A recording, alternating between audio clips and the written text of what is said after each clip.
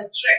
સમાચારમાં વાત કરીએ તો દાંતા તાલુકા ખાતે પૂરતા પ્રમાણમાં વીજળી ન મળતા સ્થાનિકો થયા પરેશાન। બનાસકાંઠાના દાંતા તાલુકાના ભદ્રમાળ, તળેટી જેવા ગામોને લાઇટના વાયર ઝાડને અડી ગયેલા છે। તળેટી ભદ્રમાળ ગામ લોકોને વાયર ઝાડને અડવાથી અર્થિંગ વારંવાર થાય છે અને ઘરની લાઇટ અથવા કૂવાની લાઇટ માણસોને પૂરતી નથી મળતી અને તળેટી અને ભદ્રમાળા જેવા ગામોના ખેડૂતોને કૂવાની અને બોરની મોટરો પણ આવા અર્થિંગ થવાના કારણે બળી જાય છે।